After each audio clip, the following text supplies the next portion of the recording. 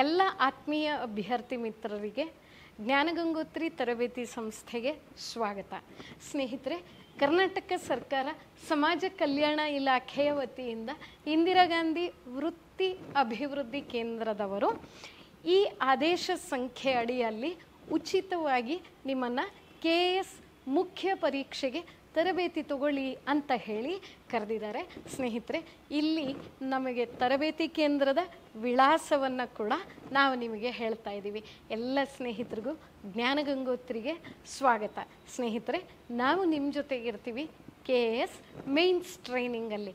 ಹಾಗಾದರೆ ಏನಂತ ಹೇಳಿ ಅರ್ಜಿಯನ್ನು ಆಹ್ವಾನಿಸಿದ್ದಾರೆ, ನಾವೇನು ಮಾಡಬೇಕು ಅಂತ ಕೇಳಿದ್ರೆ, ಇಂದಿರಾ ಗಾಂಧಿ ವೃತ್ತಿ ಅಭಿವೃದ್ಧಿ ಕೇಂದ್ರದವರು ನಿಮ್ಮನ್ನು ಪರಿಶಿಷ್ಟ ಜಾತಿ ಪರಿಶಿಷ್ಟ ಪಂಗಡಕ್ಕೆ ಸೇರಿದ ಅಭ್ಯರ್ಥಿಗಳು KS 20, 24, 25 ಪೂರ್ವಭಾವಿ ಪರೀಕ್ಷೆಯಲ್ಲಿ ಉತ್ತೀರ್ಣರಾದವರನ್ನು ಮುಖ್ಯ ಪರೀಕ್ಷೆಯ ತರಬೇತಿಗೆ ಅಂತ ಹೇಳಿ ಉಚಿತವಾಗಿ ನೀಡ್ತೀವಿ, ನೀವು ಅರ್ಜಿಗಳನ್ನು ಹಾಕ್ಕೊಳ್ಬೇಕು ಅಂತ ಹೇಳಿದ್ದಾರೆ.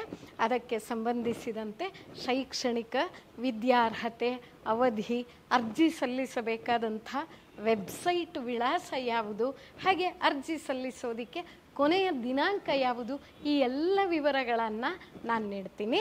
ಹಾಗಂತಂದರೆ ವಿವರಣೆಗಳು ಏನು ಅಂತ ಕೇಳಿದ್ರೆ, KS ಮೇನ್ಸ್ ಎಕ್ಸಾಮ್ ಕೋಚಿಂಗ್ ಮುಖ್ಯ ಲಿಖಿತ ಪರೀಕ್ಷಾ ತರಬೇತಿ.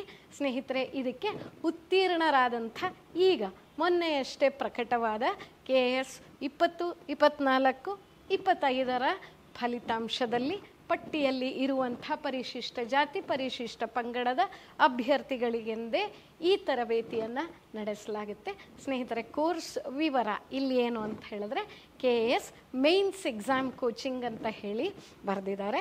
ಇವೆಲ್ಲವೂ ಕೂಡ ಸರ್ಕಾರದ ವತಿಯಿಂದ ಅರ್ಜಿ ನಮೂನೆಯಲ್ಲಿ ಬಂದಿರುವಂಥದ್ದು. ವಾರ್ಷಿಕ ಆದಾಯ ಎಲ್ಲ ಮೂಲಗಳಿಂದ 5 ಲಕ್ಷ ರು ಮೀರಿರಬಾರದು. ನಿಮಗೆ ಗೊತ್ತಿದ್ದಿರತ್ತೆ ಈ ಕಂಡೀಷನ್ಸ್ ಹೇಗೆ ಅಂತ. ಹಾಗೆಯೇ ಅಪ್ಲಿಕೇಶನ್ ಹಾಕೋ ಟೈಮಲ್ಲಿ ಯಾವ್ಯಾವ ದಾಖಲೆಗಳನ್ನು ನಾವು ಒದಗಿಸಬೇಕು ಅಂತ ಹೇಳಿದ್ರೆ, ನೀವು ಕರ್ನಾಟಕದ ನಿವಾಸಿಗಳಾಗಿರಬೇಕು.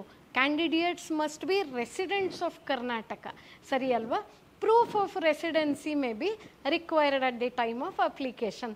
ಅರ್ಜಿ ಸಲ್ಲಿಸುವ ವೇಳೆಯಲ್ಲಿ ನಿಮ್ಮ ವಾಸ್ತವ್ಯದ ಪುರಾವೆ ದಾಖಲಾತಿಗಳು ಬೇಕಾಗುತ್ತೆ. ಹಾಗೆ KS ಪ್ರಿಲಿಮಿನರಿ ಪರೀಕ್ಷೆಯ ಹಾಲ್ ಟಿಕೆಟ್ ಬೇಕು, ಸರಿ ಅಲ್ವಾ? ಪ್ರವೇಶ ಪತ್ರವನ್ನು ನೀವು ಲಗತ್ತಿಸಬೇಕು. SSLC ಮಾರ್ಕ್ಸ್ ಕಾರ್ಡ್, ಇದು ಏಜ್ ಪ್ರೂಫ್ಗೆ ಅಂತ ಹೇಳಿ ನಿಮಗೆ ಗೊತ್ತಿದೆ. 10ನೇ ಕ್ಲಾಸಿನ ಅಂಕಪಟ್ಟಿಯನ್ನು ಹಾಕಬೇಕು. ಹಾಗೆ ಪ್ರೂಫ್ ಆಫ್ ರೆಸಿಡೆನ್ಸಿ, ನೀವು ಕರ್ನಾಟಕದ ಹೇಳಿದ ವಿಳಾಸದ ನಿವಾಸಿಯೇ ಅನ್ನೋದಕ್ಕೆ ನೀವು ಒಂದು ಪ್ರೂಫನ್ನು ದಾಖಲಾತಿಯನ್ನು ಒದಗಿಸಬೇಕು. ಆಧಾರ್ ಕಾರ್ಡ್, ವೋಟರ್ ID ಅಥವಾ any other government issued document, ಹಾಗಂದರೆ DL ಇದ್ದಿರ್ಬೋದು, ರೇಷನ್ ಕಾರ್ಡ್ ಇರಬಹುದು, ಇಂಥ ಯಾವುದೇ ದಾಖಲಾತಿಯನ್ನು ಲಗತ್ತಿಸಬಹುದು. ಅದರ ಜೊತೆಗೆ ಕ್ಯಾಸ್ಟ್ ಆ್ಯಂಡ್ ಇನ್ಕಮ್ ಸರ್ಟಿಫಿಕೇಟ್, ನಿಮ್ಮ ಜಾತಿ ಹಾಗೂ ಆದಾಯ ಸರ್ಟಿಫಿಕೇಟನ್ನು ಹಾಕಬೇಕು. ಅರ್ಜಿ ಎಲ್ಲಿ ಸಲ್ಲಿಸಬೇಕು? ಆನ್ಲೈನಲ್ಲಿ. ವೆಬ್ಸೈಟ್ ಅಡ್ರೆಸ್ ಏನು? https:/swd services social welfare department services .karnataka.gov.in/IGCCD. ಯಾಕಂದರೆ ಇಂದಿರಾ ಗಾಂಧಿ ವೃತ್ತಿ ತರಬೇತಿ ಕೇಂದ್ರದ ವತಿಯಿಂದ ಅಂದ್ವಿ, ಅದಕ್ಕೆ IGCCD ಹಾಕಬೇಕು. ಅರ್ಜಿ ಸಲ್ಲಿಸೋದಕ್ಕೆ ಕೊನೆಯ ದಿನಾಂಕ ಯಾವುದು ಅಂತ ಹೇಳಿದ್ರೆ, ಇದೇ ತಿಂಗಳ 20ನೇ ತಾರೀಕು, ಅಂದರೆ 20ನೇ ತಾರೀಕು ಫೆಬ್ರವರಿ ತಿಂಗಳು 2025ನೇ ಇಸ್ವಿ ಅಂತ ಹೇಳಿ ನೀವು ನೋಡ್ಕೊಂಬಿಡಿ, ಸರಿ ಅಲ್ವಾ? ಮತ್ತು ನಾನು ಜ್ಞಾನಗಂಗೋತ್ರಿಯನ್ನು ತರಬೇತಿಗೆ ಆರಿಸ್ಕೊಳ್ಳಿ ಅಂತ ಶಿಫಾರಸು ಮಾಡ್ತಾ ಇದ್ದೀನಿ. ಯಾಕೆ ಅಂತಂದರೆ, ಐತಿಹಾಸಿಕ ಅನನ್ಯತೆಗಳು, the historical uniqueness of Jnanagangotri, first institution to introduce test series. ಹೌದು, ಮೊದಲ ಸಂಸ್ಥೆ, first institution to start 24 hours library for competitive examinations exclusively in the whole of Karnataka. ಇಡೀ ಕರ್ನಾಟಕದಲ್ಲಿ ಸ್ಪರ್ಧಾತ್ಮಕ ಪರೀಕ್ಷೆಗಳಿಗೆಂದೇ ಪ್ರತ್ಯೇಕವಾದ 24 ಗಂಟೆಗಳ ಗ್ರಂಥಾಲಯವನ್ನು ಆರಂಭಿಸಿದ್ದು Jnanagangotri. First institution to bring app based learning, ಆ್ಯಪಲ್ಲಿ ಕಲಿಕೆಯನ್ನು ಕನ್ನಡ ಮತ್ತು ಇಂಗ್ಲೀಷಿನಲ್ಲಿ ಕರ್ನಾಟಕದಲ್ಲೇ ಮೊದಲಿಗರಾಗಿ ಒದಗಿಸಿದ್ದು ಜ್ಞಾನಗಂಗೋತ್ರಿ.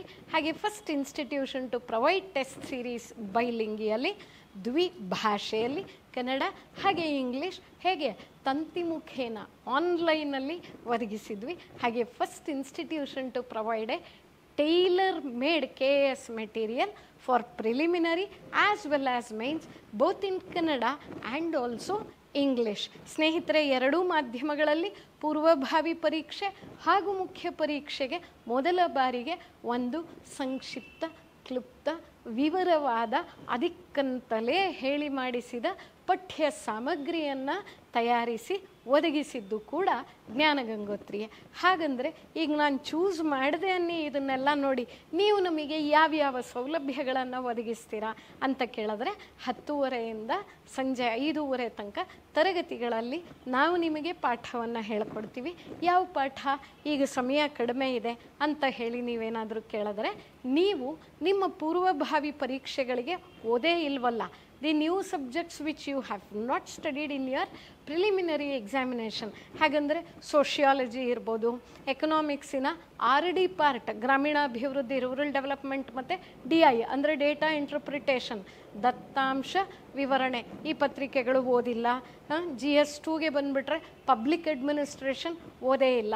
ಅದು ಇಷ್ಟರ ಜೊತೆಗೆ GS3 ಮತ್ತು GS4 ಏನಿದೆಯಲ್ಲ ಅದರಲ್ಲಿ GS3 ಸ್ವಲ್ಪ ನಮಗೆ ಪರಿಚಯ ಇದ್ದಿರುತ್ತೆ ಪ್ರಿಲಿಮಿನರಿ ಪರೀಕ್ಷೆಗಳಲ್ಲಿ, ಆದರೆ ಅತಿ ಹೆಚ್ಚಿಗೆ ಓದಿರಲ್ಲ. ಯಾಕಂದರೆ ಪೂರ್ತಿ science and technology, natural sciences ಹಾಗೆಯೇ EVS ಎನ್ವೈರ್ನಮೆಂಟಲ್ ಸೈನ್ಸಸ್ಗೆ ಸಂಬಂಧಿಸಿದ ಪಠ್ಯಕ್ರಮ ಇರೋದರಿಂದ ಈ ಎಲ್ಲ ಪಠ್ಯಕ್ರಮ KPSC ನಿರ್ದೇಶಿತ, ಪ್ರಿಸ್ಕ್ರೈಬ್ಡ್ ಬೈ KPSC. ಈ ಪುಸ್ತಕಗಳು ಅಥವಾ ಈ ಪಠ್ಯಕ್ಕೆ GS3 GS4ಗೆ ನಾವು ನಿಮಗೆ ಪಾಠವನ್ನು ಹೇಳ್ಕೊಡ್ತೀವಿ. ಸಮಯಾವಕಾಶ ಆಗಿದ್ದೇ ಆದಲ್ಲಿ ಹಿಸ್ಟ್ರಿ, ಜಾಗ್ರಫಿ ಮತ್ತು ಪಾಲಿಟಿಯನ್ನು ಕೂಡ ನಾವು ಕ್ಲಾಸ್ ರೂಮ್ ಟ್ರೈನಿಂಗನ್ನೇ ಮಾಡ್ತೀವಿ. ಆಗಲಿಲ್ಲ ಅಂದರೆ ರೆಕಾರ್ಡೆಡ್ ಕ್ಲಾಸಸ್ಸನ್ನು ನಿಮಗೆ ಈ 3 ಸಬ್ಜೆಕ್ಟ್ಸಿಗೆ ಒದಗಿಸ್ತೀವಿ. ಹಾಗೆ ಇದರೊಂದಿಗೆ ಟೆಸ್ಟ್ ಸೀರೀಸ್ ಇರುತ್ತೆ. ಟೆಸ್ಟ್ ಸೀರೀಸ್ ಜೊತೆಗೆ 1-to-1 ಮೆಂಟರ್ಶಿಪ್ ಇರುತ್ತೆ, ಎವ್ರಿಡೇ ಆನ್ಸರ್ ರೈಟಿಂಗ್ ಇರುತ್ತೆ. ಹಾಗೆಯೇ ಸೋಮವಾರದಿಂದ ಶನಿವಾರದ ತನಕ ಕಲಿಕಾ ತರಗತಿಗಳು, ಭಾನುವಾರದ ದಿನ ನೀವು ಪರೀಕ್ಷೆಗಳನ್ನು ಬರಿಬೇಕು. ಲಿಖಿತ ಪರೀಕ್ಷೆ, ಮುಖ್ಯ ಪರೀಕ್ಷೆ ಅಷ್ಟು ಸುಲಭ ಅಲ್ಲ. ಆದ್ದರಿಂದ ನೀವು ಪ್ರತಿನಿತ್ಯ ಇಲ್ಲಿದ್ದಿರಲೇಬೇಕು, ನಿಮ್ಮನ್ನು ನೀವು ಒದಗಿಸ್ಕೋಬೇಕು, ಅಂದರೆ ಇಲ್ಲಿರುವಂತೆ ಅನುವು ಮಾಡ್ಕೋಬೇಕು.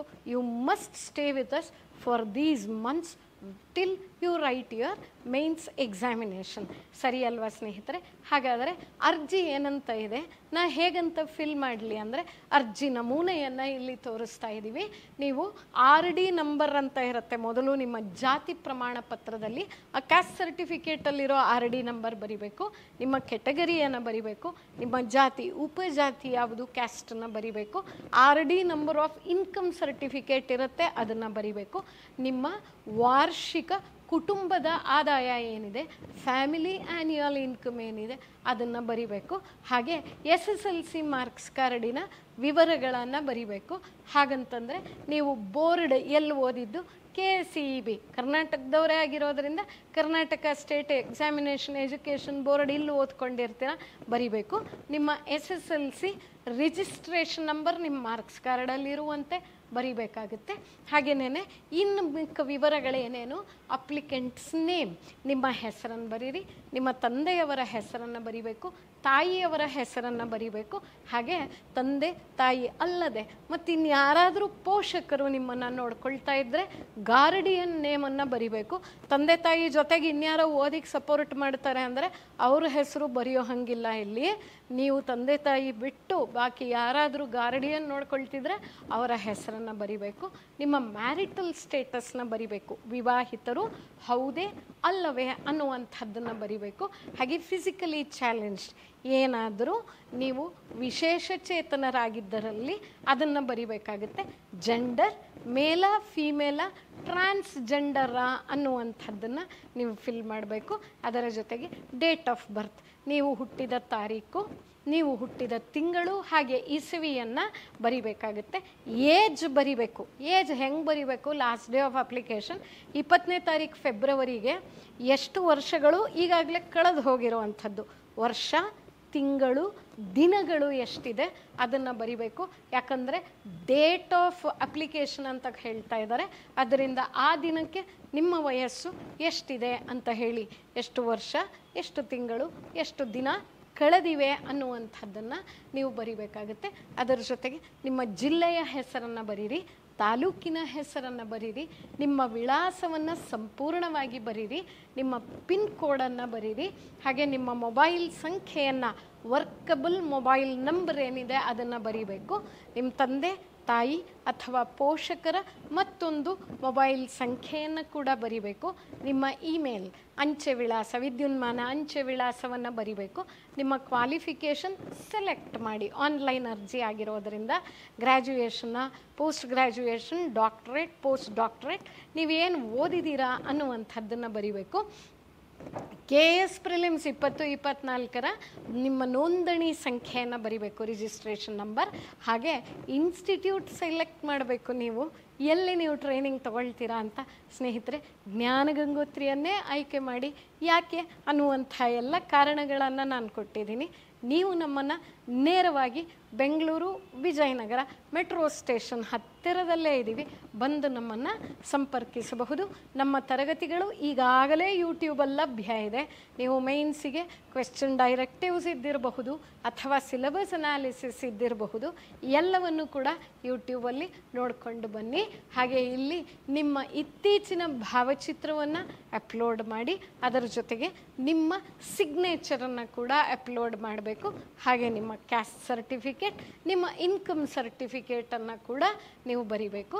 ಅದರ ಜೊತೆಗೆ ನೀವು ಈಗ ಬರೆದಂಥ ಪೂರ್ವಭಾವಿ ಪರೀಕ್ಷೆಯ ಪ್ರವೇಶ ಪತ್ರವನ್ನು, ಹಾಲ್ ಟಿಕೆಟನ್ನು ನೀವು ಅಪ್ಲೋಡ್ ಮಾಡಬೇಕಾಗುತ್ತೆ. ಸರಿ ಅಲ್ವಾ? ಹಾಗೆ ಇಲ್ಲಿ ನಾನು ಕೊಟ್ಟಿರುವಂಥ ಅಥವಾ ನೀಡಿರುವ ಹೇಳಿಕೆ to the best of my knowledge true ಅನ್ನುವಂಥದ್ದಕ್ಕೆ ನೀವು ಸಹಿ ಹಾಕಬೇಕು. ಸರಿ ಅಲ್ವಾ? ಸಹಿ ಹಾಕಿ ಸಬ್ಮಿಟ್ ಮಾಡಬೇಕು. ಸ್ನೇಹಿತರೆ, ಅಪ್ಲಿಕೇಶನ್ ಫಿಲ್ ಮಾಡೋದ್ರಲ್ಲೂ ಏನಾದರೂ ತೊಂದರೆಗಳಿದ್ದರೆ ನೀವು ನಮ್ಮನ್ನು ಸಂಪರ್ಕಿಸಿ, ನಾವು ನಿಮಗೆ ಸಹಾಯ ಮಾಡ್ತೀವಿ. ನಮ್ಮ ಜೊತೆ ನೀವಿರ್ತೀರಲ್ಲ, ನಾವು ನಿಮ್ಮ ಜೊತೆಗಿರ್ತೀವಿ, ಗೈಡ್ ಮಾಡ್ತೀವಿ.